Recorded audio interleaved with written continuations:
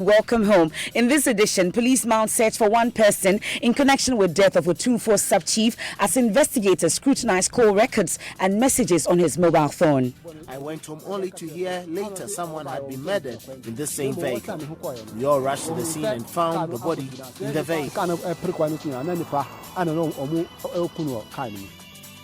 We'll also hear from a historian who tells us about the late sub-chief's role and impact of his death. Also tonight, next episode of Johnny's citizen-driven series, Dear Nanado, captures the worrying state of the homeless, including children sleeping rough on the streets of Accra. We'll build up to it as he airs on the Super Morning Show in the morning.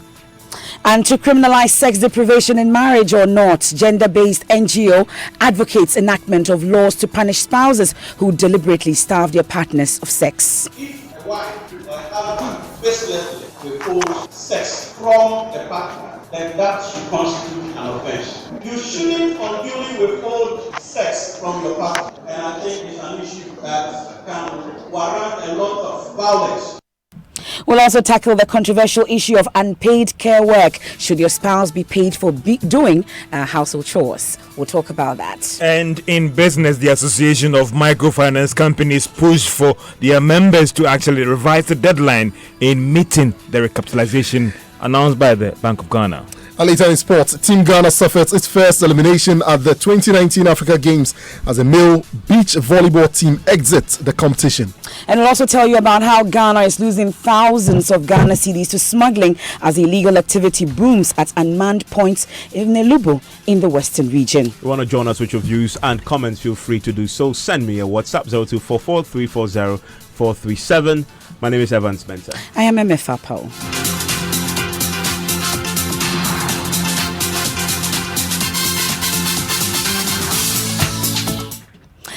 And Newsnight is brought to you by Puma Card from Puma Energy, cash-free convenience. Well, police in the Ashanti region have been busy. They've been on a manhunt now, finding killers of one of their men who was shot by gunmen at Manso Nkwanta, and as well as killers of one of the wall marshals of the Mensha Palace at Eboem in the Idra and Kranza Highway.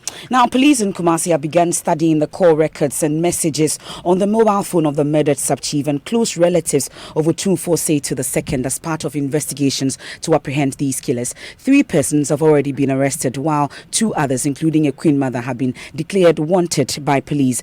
The body of 46-year-old Nana Kojo Afodjo Otumfuo Sansampohene was found in the backseat of his Toyota Land Cruiser at Eboem on the Idra and Kranza Highway, like you said, Evans, with multiple knife wounds while the vehicle was set ablaze.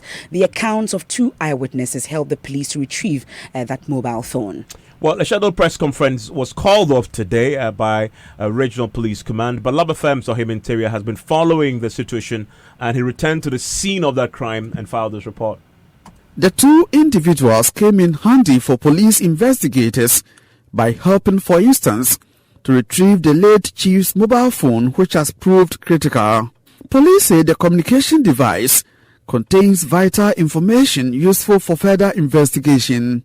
The farmer's farm is located a few meters from a spot where the late chief's attackers attempted to abandon and set his body and vehicle ablaze. What appeared to be obstruction by the farmer forced the alleged killers to drive off about 400 meters away on the Ejra and Kranza road to execute their plan. I saw a vehicle approaching at about 4 p.m. on Sunday. It hit a rock by the roadside and nearly landed into a ditch. Amid shouting, I called a young man to help attend to the occupants. I dashed towards the scene, but the vehicle moved again at top speed away. I went home only to hear later someone had been murdered in this same vehicle. We all rushed to the scene and found the body in the vehicle.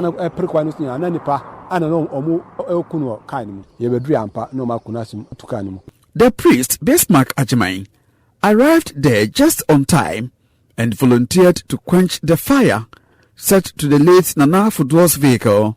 With some members of his church on a return journey from a prayer session, he deployed his fire extinguisher, before other motorists joined to douse the flame. We saw that this Land Cruiser was on fire, so I stopped and other vehicles too stopped. I brought my fire extinguisher and they brought theirs and we managed to put the fire off. So somebody opened the back seat and then we saw somebody dead. I said, wow, somebody is dead. And the thing looked like the person was killed and put in the car because there were no bends on the person. So I quickly took my car and went back to Ashayim, which is a village nearby, and reported to the police there. And there was even a phone. I gave it to the police. So what motivated Bismarck to dare save a burning vehicle before discovering a dead person was in there? It could be me, it could be you. So if I were the one, I would expect someone to come to my aid. They passed, I think they were scared. So when they saw that I stopped, they also stopped. I can't see a vehicle burning, not knowing what was happening, and I would just pass by. So I had to just stop. From Kumasi for Joy News, Ohiminteria reporting. Now, the death of the sub-chief will hurt the Asantehene Otumfuo Osei to the second. That's according to a monarchical historian, Osei Bonsu Safo Kantanka. He says the late chief, who until the installment was the chief driver of the Asantehene, was not only a relative but also a close confidant of the king. Listen. Asantehene is one of the most important chiefs within the palace setup and within the Ashanti kingdom in general. Now, he is one with whom the king has dedicated or delegated to some special duties. And one of his special duties is to protect the golden stool. His group fight in front of the golden stool, that is to say, protecting the golden stool as well as protecting the king. That is to tell you that he is important. He's from the paternal side of Asantehene. That is the past queen, Nana Ifeokobi Sewampem's father is from Asampohene's house. So that is why Asampohene is known as Afoduo. Asantehema's father was Afoduo. And therefore, the grandfather of Asantehene. That is the link. The second link is that Asampohene we're talking about today was the driver of Asantehene, the present Asantehene Osei Tutu II. He was his driver for a very long time before he became the Asampohene. And becoming the Asantehene was the one who requested that such a person could be accepted to the position of Asampohene. Without the Asantehene, Asampohene could not have come to place. It is only natural to accept the fact that it will go deeper to hurt him. It will hurt him a great deal. He is not just a chief. He is somebody very close to him. Even before the person became a chief, he was his chief driver. So imagine somebody, your chief driver you trust most, who has also become a chief, whom you trust most and therefore protects you. Of course, nobody needs to be told that it is one of the pain of Asantehene.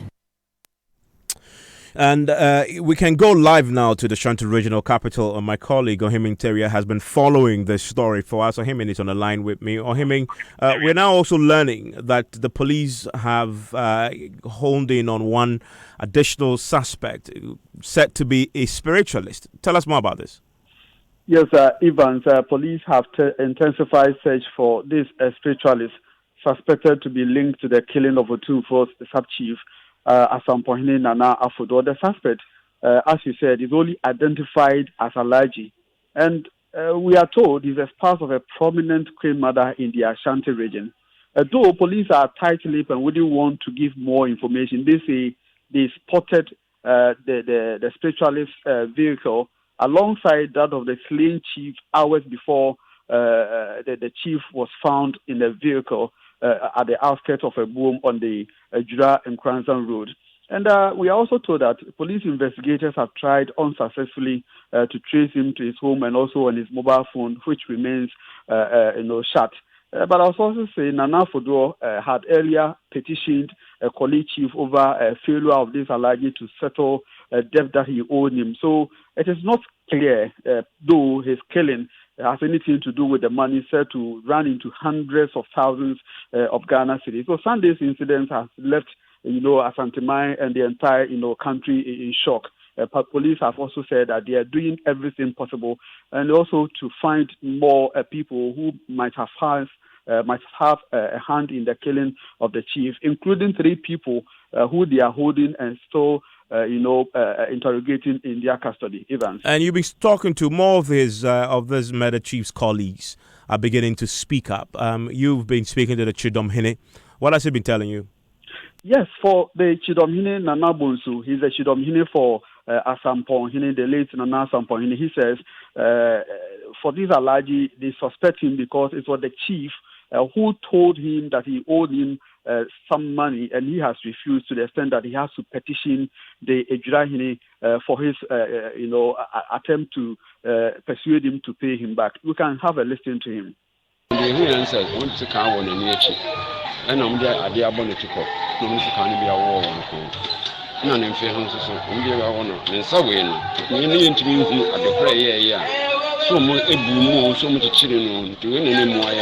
One day one crow, a prepaid of free. Man 9:30. One would be on the 2 car. And here you 2 and a busan said, one was a mere quabas here. None is required. One was never fine and can be one. 2 car to a call with 2 on the bear 1:30 to 2 times. A large in the interior, my and sunset. A large in Baha and Indian Jordan and I. Churchill and another chess was in Sicily, and premium Passover. Tiumane or no answer, because we have already got talk on a draft. And can you answer and you could do much of it? No, a large in what is it that he's saying there? Yes, Nana Chidomhene Nana Bonsu is saying that Nana's body has knife stabs on the eyelid and also appears that they hit his head with an object too. And also says he has multiple stabs on the neck and ribs. And he says we can't really tell what happened to one of his hands. And I'm not sure whether they tied it or not. He says he left home at about 9:30 a.m. on Sunday. And he says Nana drove himself. It is something that he always do. And he didn't even eat breakfast prepared by the wife. And all that we heard around 2 p.m. was his death. So we suspect the allergy because he has always been coming to Nana. It was not until Nana told us he has refused to settle a debt that he owed him. So Nana later petitioned the Igrahine. And even on Sunday, when we went to the mortuary, the allergy was already there. So this is the words of Nana Bonsu, Asamponhene's Chidomhene. Evans. The police were scheduled to hold a press conference today. It was called off. Do you know why and when would that press conference happen? Yes, Evans, I have been speaking to my police sources. What they say is that they have a lot on their table now, especially with the murder case that they have been investigating, and then coming into being the killing of a police officer at Manso Abodom. So what they want to do is to bring all the facts together. So when they meet the media, they will be able to answer every, question that the media will pose to them. They are quite sure that very soon they will call the media and brief them on what they have done, investigations they have conducted, and what they are doing so far, Evans. I'm grateful that you joined us with that. That is Ohim Interior. This is not the only criminal investigations, high-profile case that the police is following in the Ashanti region. There is another case involving a police officer who has been shot dead. There's a statement that the police has issued. In fact, there are 2 police officers across the country who, in the last few hours, have been shot dead. What does the police say, MFA? So one in Ashanti region and the other in Achim Swedro in the eastern region. And the Acting Inspector General of Police, Mr. James Opombueno, has directed specialized teams of investigators and operations from the national headquarters to support the regional commands to investigate the 2 cases speedily and beef up security in those areas. Meanwhile, police hierarchy is proceeding to meet families of the affected officers to commiserate with them. Personnel of the affected police commands will also be engaged on this. So the IGP has essentially directed a speedy investigation into the death of these 2 police officers. So listen to Newsstand on Joy 99.7 FM. Now, Chapter 6 of the NPP's 2016 manifesto says the NPP government would, quote, develop housing units targeted at the vulnerable and marginalized. But what's the situation on the ground as we speak? That's the highlight of the next episode of Joy News' citizen-driven conversation dubbed Dear Nanado. The mini documentary is set for broadcast tomorrow on the Super Morning Show and at 7:20 p.m. on News Prime on the Joy News channel on Multi TV. My colleague Kweku Owusu-Pepra joins me in studio for a quick chat on this one. Kweku, tell us more about this story. Okay, so MFA, this story is about two families, both of whom live on the streets of Accra. Mm-hmm. They are poor, they have children who unfortunately have to think along with their parents where to spend the night every day. So you have a child who lives and sleeps in a kiosk and witnesses how the parents are evicted from the kiosk, and they have to spend nights roaming the streets of Accra. It's a story of depravity, it's a story of pain, and you must listen. My focus is on this family of 5. God bless our homeland, Ghana. God bless our homeland, Ghana. They make their way to the Independence Square, where they will spend the rest of their day, then later retire to the Tema station. But life has not always been this harsh for Florence Opoku and her family. Their rent expired, so they had to move out because they had no money. I got some money from my husband to rent a place, but the landlord refused to accept 1 year rent advance. So that is why I find myself here. I am waiting for my husband to get some money to rent a new place. They rented out a kiosk for a year, but the owner of the kiosk refused to renew their rent. My parents rented a kiosk at Adabraka for us to live in, but the owner asked us to move out. So now we live here on the streets.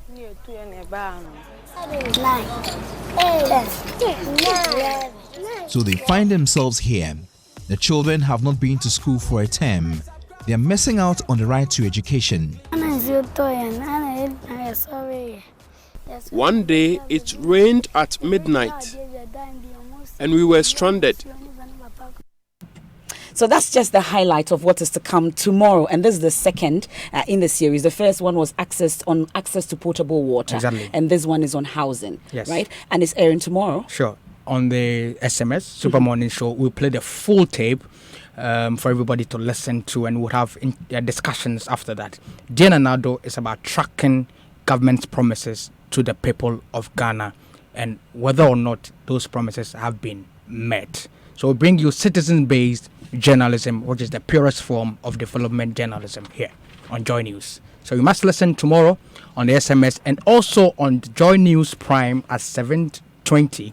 We'll play the full video for everybody to watch and make an informed decision. Dear Nanado, thank you very much, Kweku Owusu-Pepra. Now to the Western region, because Ghana could be losing thousands, if not millions, of Ghana cedis to smugglers at various unapproved routes at the Elubo border. The smugglers, who transport goods at a fee for people looking to evade duties at the approved routes, have been emboldened by the lack of logistics on the part of immigration and customs officials stationed there. You hear from Acting Commissioner of Customs and Border Protection, who says the smugglers mock their inability to arrest them. But before that, here's Western Regional Correspondent Inathalia Kwansa, and she traveled through 6 out of 10 unapproved routes and interacted with some of the smugglers who show no sign of fear for immigration officers. It is business as usual. 3 young men in a canoe fully packed with rice and other goods paddling towards what they call their landing sites. At the bank of the river tunnel, another group of young men load bags of rice into a tricycle. They tell me they had been contracted by a shop operator in Takrade to buy these bags of rice from Ivory Coast and use this route to evade duties they consider too expensive. They seem unperturbed by our presence and make no attempt to stop. Sometimes we bring them because they say Cote d'Ivoire rice is cheap. That is why they send out the money, we go there to buy them, bring it here. See, because of the duty that they were doing at border side, it's very high, it's very expensive, so people can't do the duty. If the government can reduce the duty for them, they also can pass that place. I want small money, then go to school. That's why I'm here. And what I know that this place is like illegal place that they wish.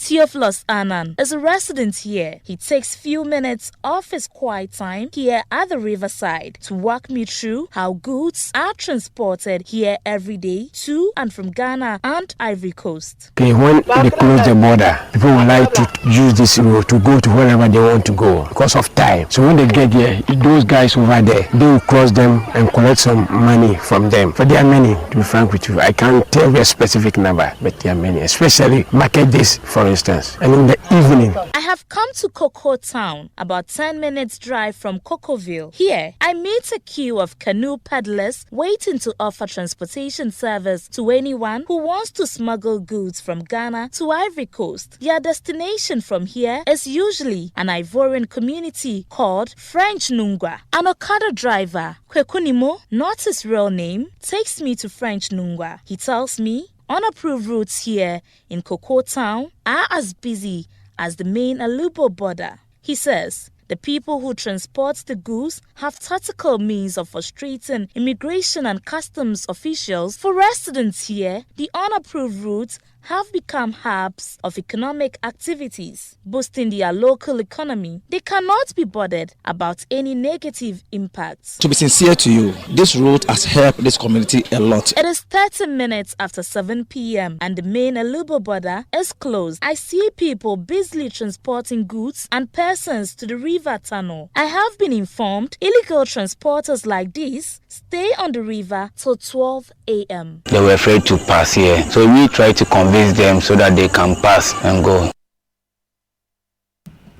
Well, we can now listen to the acting commissioner of customs and border protection at the Lubo border, Edward Osei. He says the lack of logistics, especially speedboats, has made them laughing stock among the smugglers who sometimes just mock them.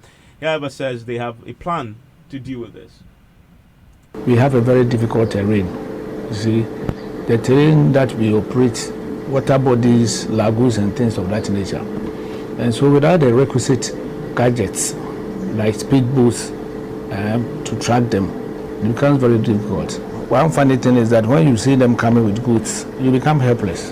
On a very good day, they will just give you a wave, just wave at you. There is nothing that you can do because you can't jump into the river and then make any arrest. On a very bad day, they just shoot at you.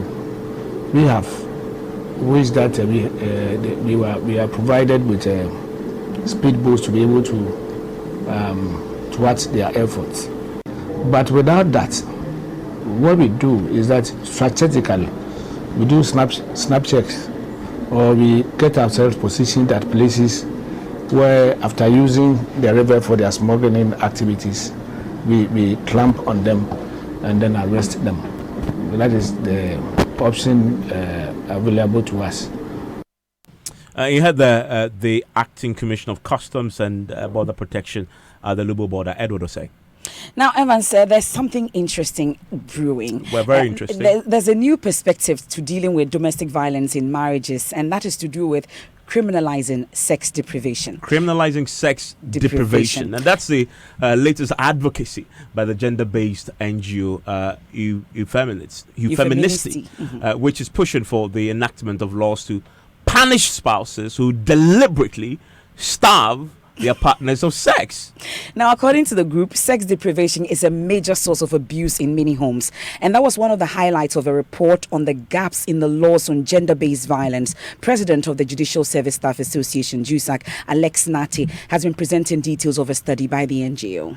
If a wife or a husband baselessly withholds sex from the partner, then that should constitute an offense, because it has various implications.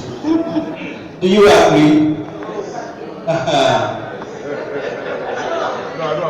You cannot unduly, you shouldn't unduly withhold sex from your partner. And I think it's an issue that can warrant a lot of violence. And so we need to look at it. Let's move on. Well, you should not unduly withhold sex from your husband, and they're proposing criminalizing that. But this position is being challenged by the regional coordinator of the Domestic Violence and Victim Support Unit, DOVSU, of the Volta NOT region, Mercy Wilson Brown. She says decriminalizing sex deprivation would not be the way to go.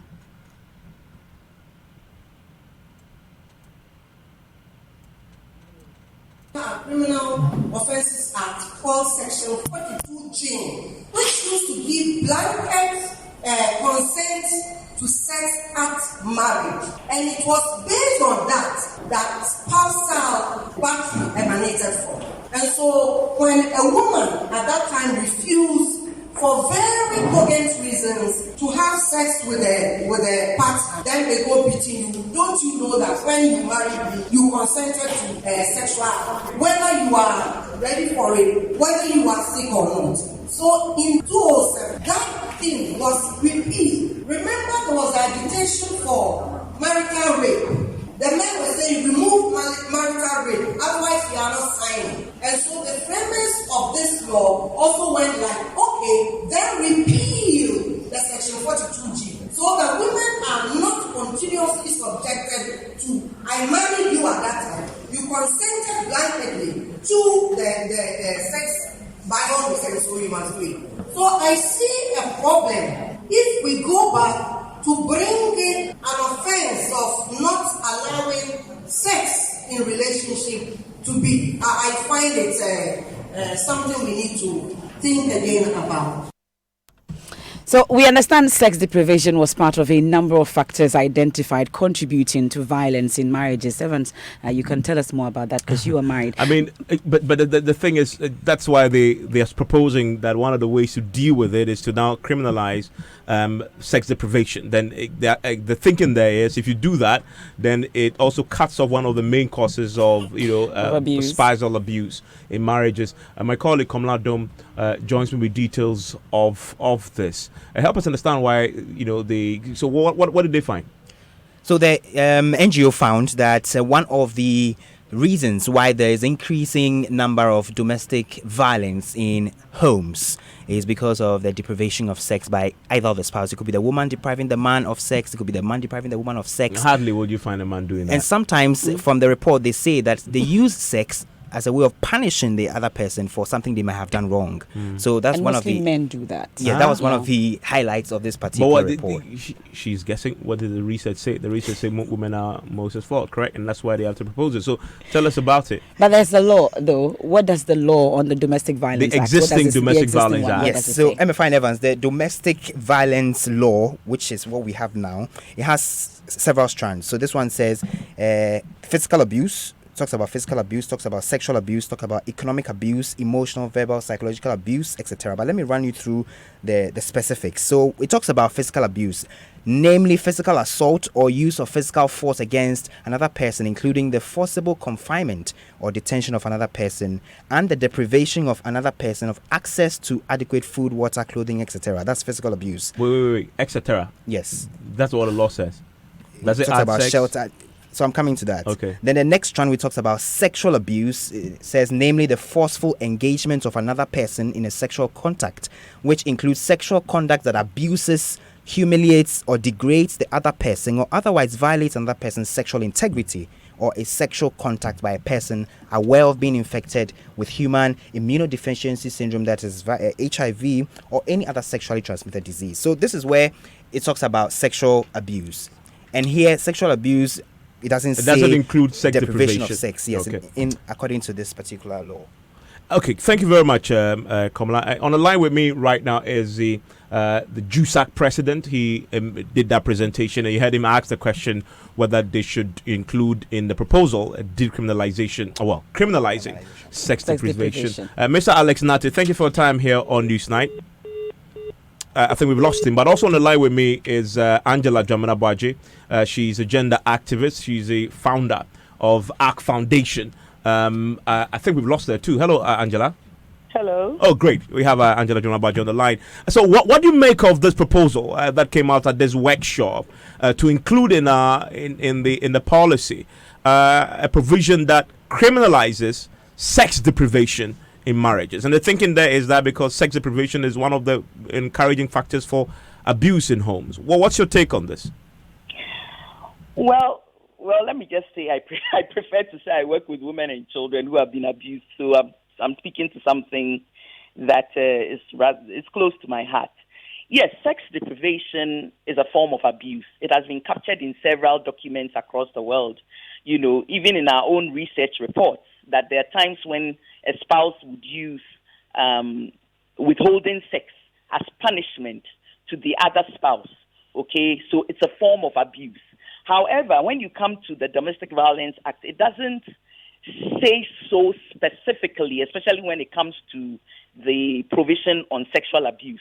But it provides in another place about emotional, verbal, psychological abuse, which captures the kind of conduct that makes somebody feel constantly unhappy, miserable, humiliated, ridiculed, jittery or depressed, or to feel inadequate and worthless. And there is also an omnibus clause that's in actually the Section 1 of the Domestic Violence Act that talks about behavior or conduct that in any way harms or may harm another person, endangers safety, health, well-being of another person, undermines another person's privacy, integrity, security, or detracts or is likely to detract from another person's dignity and worth as a human being. Now, the nature of the Domestic Violence Act is what usually activists will say compromise legislation. It recognizes that we are looking at relationships mostly. And so you don't want to take it completely out of sync with, the policy reason that we want to keep families together and so on and so forth. So it creates some of these provisions in such a way that issues such as this can come under one particular section, and it depends on the skill of the investigator and the prosecutor to bring a charge out of it. So sex deprivation can be brought under psychological abuse if it is proved by a psychologist, for example, that it's causing you a certain kind of effect. Now, that also means that in a way, sex deprivation, among other forms of abuses that happen within the domestic sphere, the law is trying to work at it in such a way that it can actually go to the root of why that is happening. So you have a situation where somebody can use it as an abusive tool, but you also have a situation where there's a real problem. For example, a woman may not be able to give her husband sex because she has a medical problem, a biological problem, or there's a problem in the home that hasn't been solved. Okay, so it's not about you coming to try and solve this by sex. Okay, and vice versa with a man. So the nature of the act makes it in such a way that it's not just about prosecution. Okay, there are times when, because of the things that are called for example, psychological assessment, social inquiry, ADR, all of those things are trying in a way to see whether we can resolve some of these issues without making it all prosecution. Yeah. That's why it's also a misdemeanor mostly. And if it's aggravated, it needs to be prosecuted under the Criminal Act. Very interesting perspective. I never thought that if my wife denies me sex, I could actually make a legal case out of that and report that, and a prosecutor could investigate that and make that a case in court. But stay on the line for me briefly. Let me bring in the JUSAC president, Alex Nate, who we heard making that presentation. Have we lost him again, Mr. Nate? I think we have. But let's stay with you, Ms. Angela Jomnabwaje. So the proposal on the table is we should make it a bit more explicit in the law, so that it's not one that you now from what you've described, it appears you don't have an explicit provision, right? That criminalizes sex deprivation, correct? Well, you can say that. I mean, technically, legally. So would you support?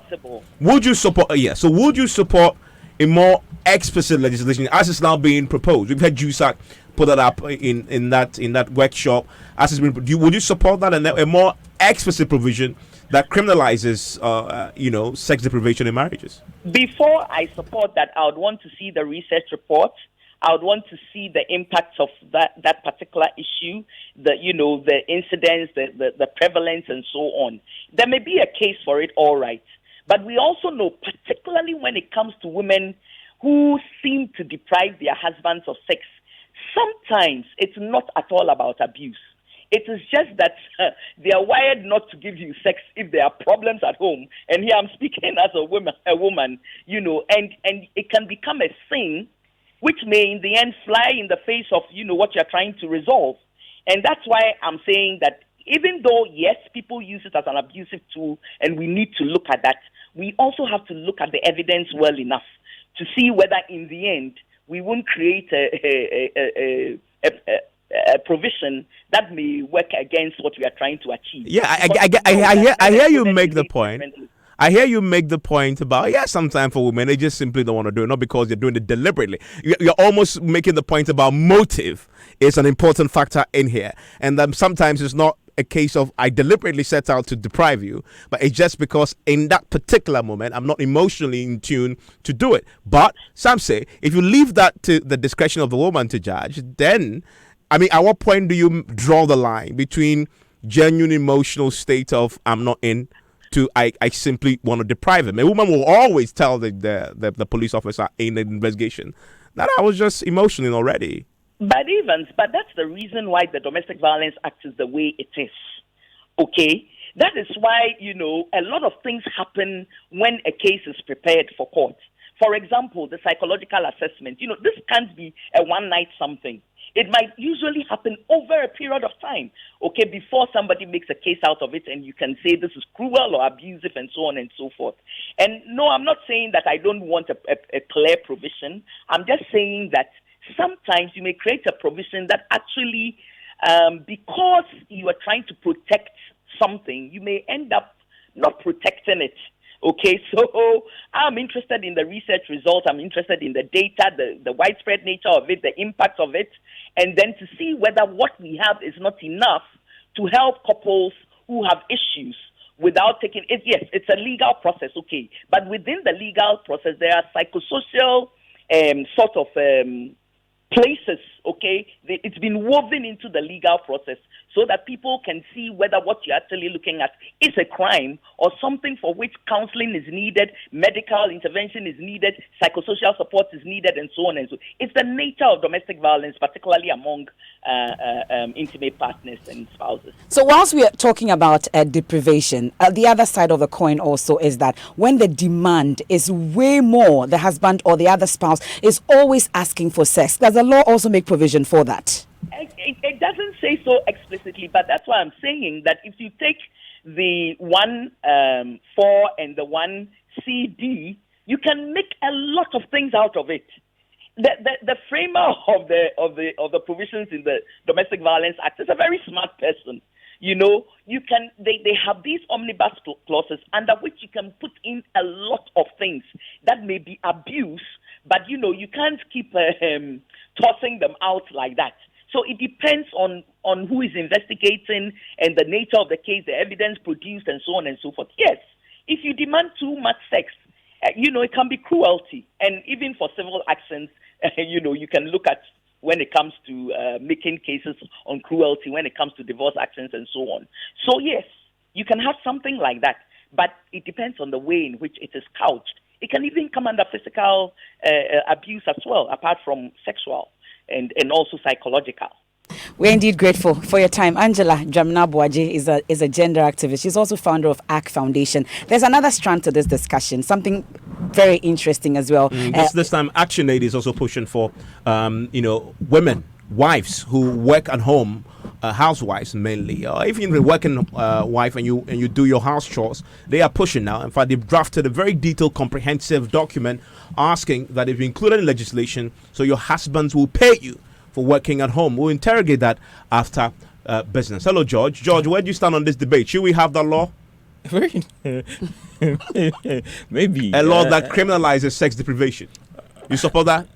I think so. Maybe. I mean, and for me, there's a bit about the law that's very interesting, that even when you're having sex with your wife and in the process she says stop, you have to stop, and you go ahead it can be classified as rape. You know, and it's interesting. The law has always been interesting. It is, but now they are pushing for more. Listen, I want to hear from you wherever you are tonight. 0244340437 is a WhatsApp line. I'll share a few with you when we return from business. Hello, George. What are the headlines? Well, Evans, coming up in business, the Association of Microfinance Companies push for measures to help members meet the revised recapitalization deadline, and government moves to help local entrepreneurs to take advantage of the Continental Free Trade Deal. The business news on Newsnight is brought to you by MTN Business.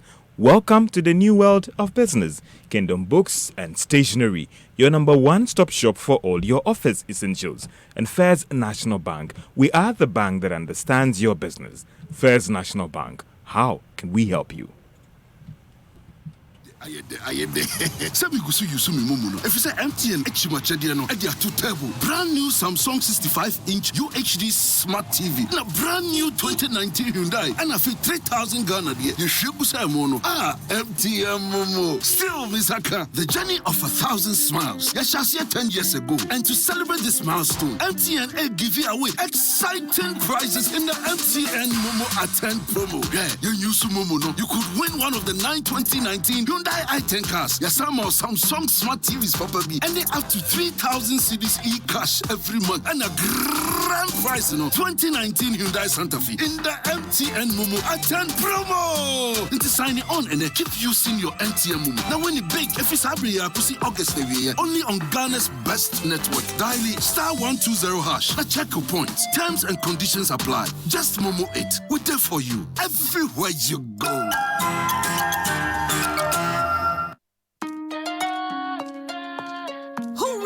The Kingdom Books and Stationery Limited's Back to School promotion is here with us again. From the 1st of August to the 30th of September, Kingdom Books and Stationery Limited is giving a generous 10% discount on all school items like textbooks, pens, pencils, erasers, exercise books, and much more across all our branches in Accra, Tema, Kumasi, Takoradi, and Cape Coast. Parents, teachers, and students, please hurry while stocks last. For more information, call us on 0302 764 101 or 0302-764-209 or email info@kingdomgh.com. You can also visit our website www.kingdomgh.com. Kingdom Books, where quality and affordability are both assured. Terms and conditions apply.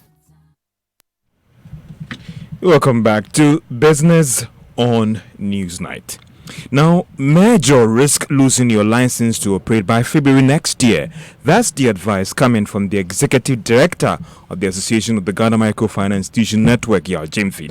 It follows the Bank of Ghana's decision to extend the compliance date for them to meet the 2 million Ghana cedis minimum capital requirement by February 2020. So JoyFM tells Joy Business the new regulatory stance means that their members need to be strategic.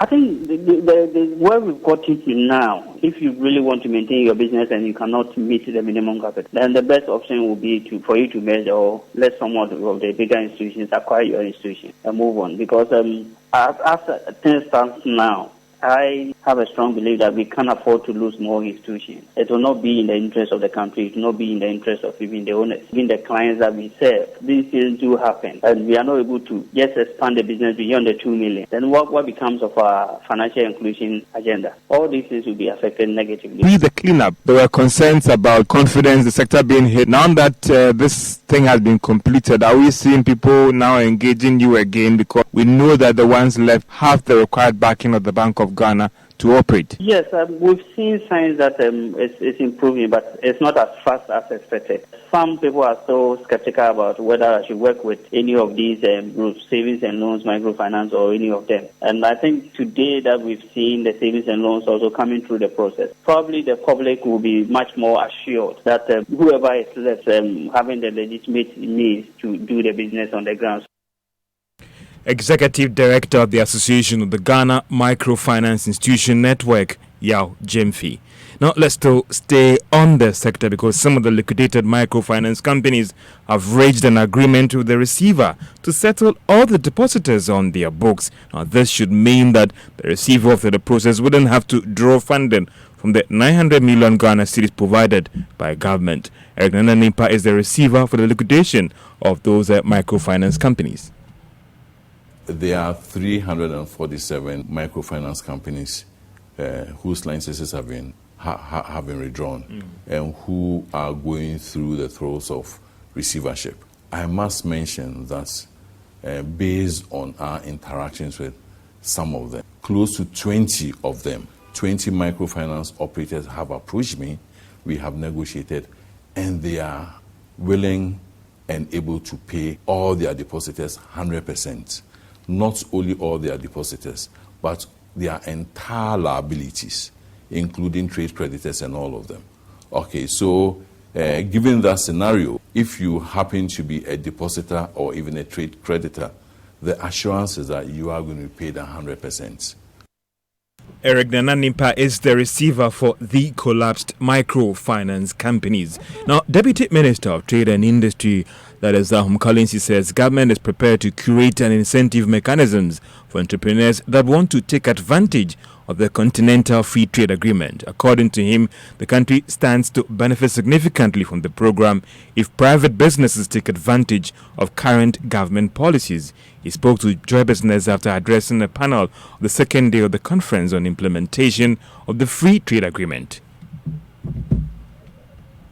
Today, let's say you're a lady who are a fashion designer. You can now sit in your place. And again, if you want to set up a factory, the machinery, the sewing machines you bring in will be duty exempt in the same way. 5-year corporate tax-free holiday. And you can use the system of the AFCFTA today to sell to Kenya, to South Africa, to Ghana as well, to Nigeria, to Senegal, Cote d'Ivoire, all from your corner in Kumawu somewhere, my hometown. So the point is that what we are trying to do as government is provide the incentive, the environment, but it is the entrepreneurial spirit that we know exists in Ghanaians that we want to back. We are not going to tell you what it is you should do because that does not work. A command economy, that is a different type.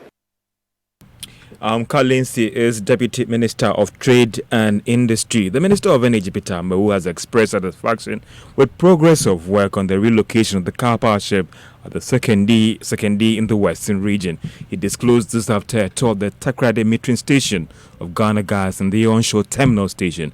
Peter Mbewu told journalists that he is hopeful the 7-day period for the interconnection will be realized. I'm very impressed, and I think most of you who started this with us quite impressed about the progress. So we are expecting the completion as soon as possible. It has its own implication, as you are aware, currently feeding on heavy fuel brought to Takrade. It's going to feed on gas. Gas is cheaper than heavy fuel, so it has an impact on the tariff, and which of course cuts across the benefits to Ghanaians. So let's see what we can do for quick completion of the relocation. Yeah, but at the briefing right now, it appears the relocation wouldn't happen as expected. No, we're looking at June. You're not enthused about that?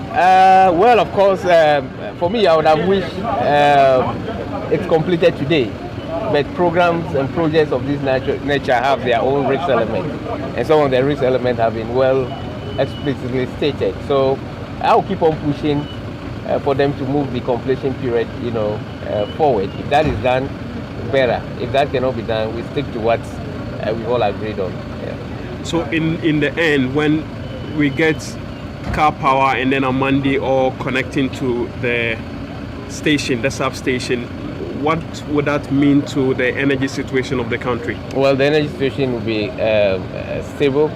Already, the problem, as we keep on saying, is the feed. And that's the Energy Minister, Peter Mbewu, speaking to my colleague Latif Idris there. Let's turn our attention to the stock market and some interesting development there. If you are a shareholder of GCB, the value of each share held was up by 2 pesos to close at 4 Ghana cedis, 97 pesos. For Aluwex, it was also up by a peso and is now worth 10 pesos. And that's all for business on Newsnight.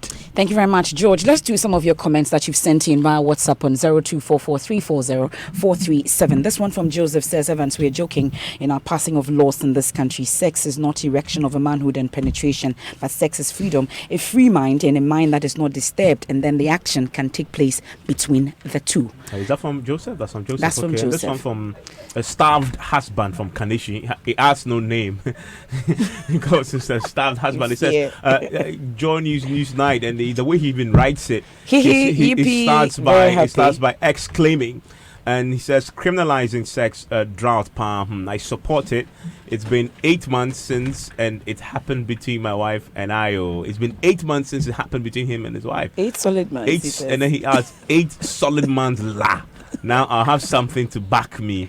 That's from his starved husband from Kumasi. And Zico in Nungwa is asking, how about those who over-demand sex? And this one also says some other issues also that people are commenting on. It says, when import duties on goods are so high in a country because government doesn't strengthen other areas of taxation or revenue generation, then importers and those charged with collecting duties will always cheat the system, and making reference to our porous border series. And this one from Sir Prempe Presek says, the heinous and despicable acts of killing of important persons must come to an end. I implore Ghana police to act expeditiously to bring perpetrators to book. Okay, on the story, on top story about the president's consent with the Bank of Ghana and the way they've acted, he has no name. He says the BOG, mounted upon its high horse, has concluded its cleanup of the banking sector. A year down the line, no prosecution or the semblance of same is evident. Piper in Cape Coast says also, it is clear that the BOG officials are complicit one way or the other in this whole banking mess. I am left in no doubt that in this duplicity there has been some palm wetting and greasing. My question now is, who cleans up the Bank of Ghana? Shiftman Atonsu Kumasi says it's very sad that the chief has been murdered in the Ashanti region, but I'm glad that the police is effecting some arrests in connection with this murder. I believe that the police will do a good job and bring the culprits to book. And finally, Jay says, homes will be on fire all the time, though the law might sound great. And that's his response to the question about introducing legislation that criminalizes sex deprivation. I've just been joined by Hans Mensah and Ado. Don't ask me about this. I plead the fifth. You plead what fifth? You can't plead the fifth on the show. What's your position on this law? I have the wife is listening, by the way. I have no position, and that's my position. Before I but it's interesting, really. I mean, I really don't know how the law is going to be couched. Do you support it or not? Do I support it? The wife is listening. I don't know. I'm not sure. I really need to think about this. Oh, goodness. The man is afraid. He's got. How long have you gone? How long have I gone? What? Let's go to Morocco, shall we? Because Ghana is. How long have you been in Morocco? Ghana is participating in the All Africa Games, and we suffered our first elimination at the 2019 Africa Games. The male beach volley team exited the competition at the quarterfinal stage by losing to Rwanda. Team captain Kelvin Kabu is asking a simple question as it looks ahead to the next Africa Games, which will be hosted by Ghana in 2023. What next after the experience gained in 2029? Well, I'm sad, but I'm not disappointed because it's a game. Everybody can win, everybody can lose. So at this point, if we're out from it, I think we'll just take it that way, and then next time, perhaps it will be our time. What is the way forward for us? We can't pick the new things and go and sit in our houses and then expect to go and win in the next tournament, you understand? So the ministers and everybody in charge should help. It's not just beach volleyball, all the other sports. They just have to put the necessary facilities and then things in place for those things to happen, because we can't just sit down for the next 4 years, 1 month to the competition before they will put us in camp and then they will think they are helping us. It's not helping at all. That one crap, it's not helping. So they should just put things in place. It's a long-term thing. 4 years from now, we can build a very solid team for the games 2023. So they should just wake up. They know what they have to do, so they should just start doing them now. Kelvin Kabu is a member of Ghana's beach volley team. That's your sports. Thank you very much, Hans Mensah Ando. Now to Hans, the other you need issue. to stay for this as well. Because and there's another push this time by Action Aid. What is Action Aid asking for? Okay, so when in growing up, we all knew that our mothers were the main persons doing the cooking, washing, caring for the children, taking care of sick family members, and many more. But that is said to be depriving women the needed time to invest in income generation activities. That's the narrative that Action Aid Ghana is seeking to change. Now, in this new project titled Tackling Unpaid Care Work, Action Aid Ghana sees the situation as a human rights issue and wants government to do more in protecting those rights of women. You will realize that because of the burden involved in this care work or care-related activities, most of them, they don't have time for other economic activities. They cannot participate in community decision-making. Even at the household level, they can't partake in simple decision-making between them and their spouses, as well as the ability to explore other empowerment opportunities like education and other things. And we also realize that it is one of the leading factors that disempower women. You realize that when you don't have time, when you are time poor, you cannot do all these activities. And this is usually engaged by more women. For us in ActionAid, why we are doing this is to increase awareness, to ensure that people see unpaid care work as a right issue, as an issue that denies women of access to their quality time, as an issue that policymakers need to recognize and step up to support, to ensure that we redistribute it, to ensure that other people recognize the effect it has on women and girls, and to be able to partake in it, to ensure that women have ample time to engage in other opportunities. So that's the situation. Hans Okay. is here. All right. You know the joke where they said, Ghanaians abroad sent a certain amount of money to Ghana within a certain year, and then one guy comments that my uncle Kofi Menu didn't send a dime. Mm-hmm. If this law is enacted, I won't owe my wife a penny because I won't owe her. Okay. Yeah. Because you do everything? Because you do work Or at you home have yourself. shared responsibility? Yes. Okay. Well, let's speak to... Unless she's going to pay me for what I do too, I mean. Okay, so let's speak to Azumi Mesuna. She's with ActionAid, and she joins us on the line. We're grateful for your time here on Newsnight. For the avoidance of doubt, what is all this about, tackling unpaid care work? Unpaid care work usually is work done by mostly women and girls in our homes, and it's not recognized. It's not valued. People don't see it as work because it's like a normal thing. Cook, wash is work for women. But it is work that consumes energy, it is work that consumes time, and it is not counted. It is not costed. So that when we say it's not valued, it means it's not recognized in national policies, it's not recognized as part of national accounts such as the gross domestic product. And the advocacy is all about raising awareness about the burden of the care work that is usually taken by women. And it is also about educating policymakers to realize that it is time to value it, to recognize it as part of our national accounts. And the campaign is not just to say, pay women for working, but it is about recognizing the contribution of the unpaid care work to the economy and making resources available to ensure that the burden is shared. And that is what we mean by redistribution, role sharing in terms of household responsibility for both females and males, boys and girls, husbands and wives. We are also looking at the aspects where we are calling for government to provide infrastructure such as child care centers to ensure that mostly women who are having children can take their children to the centers and be able to work and engage in other economic activities. So, Azumi, essentially, what are we saying? That when you cook, you wash, you care for children, take care of sick family members, amongst others, you should be paid for it?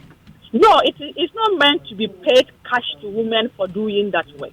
Okay. But as part of government policies, as part of national measures, we should have structures, facilities that will reduce the burden of this work. Just a second. I mean, this is a marriage setting you're talking about, right? We are talking within different levels. Okay, so in a marriage setting, in a marriage setting, how will this play out? In a marriage setting, this will not play by saying husbands pay their wives. No, but it will play by role sharing in terms of the responsibilities being taken by the household members. Not just one person being the woman doing all the work at a time. No, if that, so what? What the woman is a housewife and the husband works? We don't have housewives. Can the house marry? The house that we see standing, can it marry? No, I mean you know what I mean. We have wives who don't work; they just stay at home. This is just a rhetorical question. I'm not asking you. Yeah, but I'm saying that what about that scenario where the husband works, the wife doesn't, and stays at home to take care of the house? That scenario, we have an instances where women have supported men. They are working every day. They earn income. They build houses. They build hostels. They establish business structures. And later she is defined in quotes as housewife, and she is not entitled to any of these benefits. Should in case there is any death, there is any issue of divorce, and she is not entitled to any of this. You see this. So the campaign is not saying pay women to do the cleaning, the cooking, but how do we share it to reduce the burden? For instance, your wife has worked for 6 hours or 9 hours a day on childcare, and in the 9 they still do childcare, and you still need the woman for other purposes, which she might not enjoy her leisure. The research we did shows that most women do not have time for leisure, which is a significant component of our health and our well-being. Women are known to multitask, and that's what I know for sure. And that's Azumi Mesuna with Action Aid telling us more about that situation. That's it for tonight's edition of Newsnight. It's been very interesting. Of course, it has been. And that's it. My name is Evan Spencer. Enjoy the rest of the evening. I am MFAPA. The Geek Squad are up next.